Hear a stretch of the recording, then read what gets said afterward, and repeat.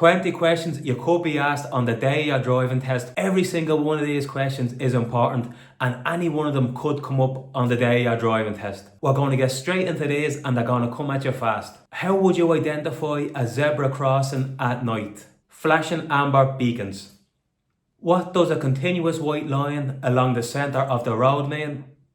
Do not cross except for an emergency or for access. What is the legal minimum tread depth of your tyre? And the answer, 1.6 mm. What does a broken white line along the centre of the road mean? And that means you can cross if it's safe to do so. Now this is a good one. Name 3 checks you would do on your tyre. So 1, we want to make sure that they're properly inflated. 2, that there's adequate tread depth, or you could say just above 1.6 mm tread depth, whatever way you want to word it. And another one is any signs of visible damage. If they ask you to say more, just say no slices, bulges or cuts to the sidewall of the tyre. There is more, but that should cover you. What is the speed limit on a motorway? Answer, 120 kilometers. When do you use your fog lights? The answer is dense fog and fallen snow. Make sure you say fallen snow, not just snow. What's the speed limit on a national road? 100 kilometers per hour.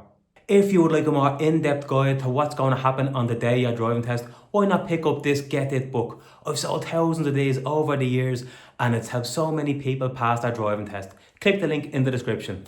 So when do we use our dipped headlights? You'll remember this from the theory test. So between dusk and dawn, at night when there's street lights, when meeting and following other road users, and in bad weather. What's the rule at the yellow box junction? Do not enter unless the exit ahead is clear.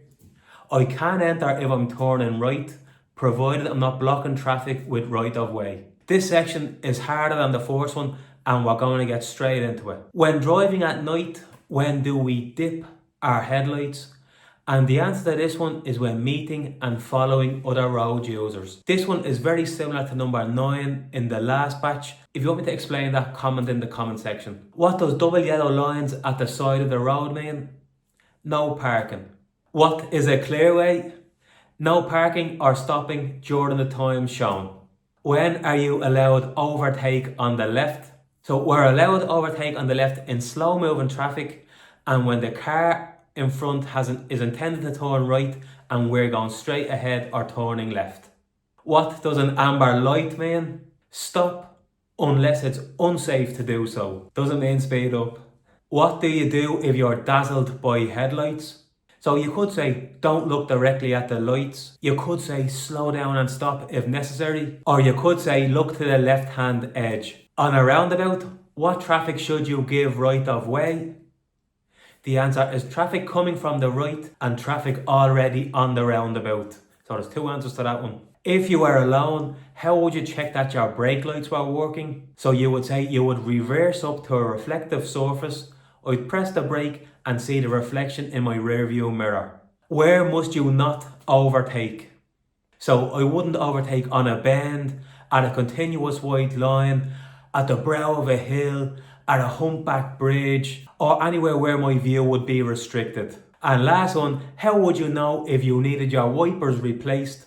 And the answer is simply when they don't clear the water from the windscreen or when they make a scraping noise across the windscreen. So that's it. That's 20 of the most commonly asked questions you could be asked on the day you're driving test. Best of luck and let me know how you get on.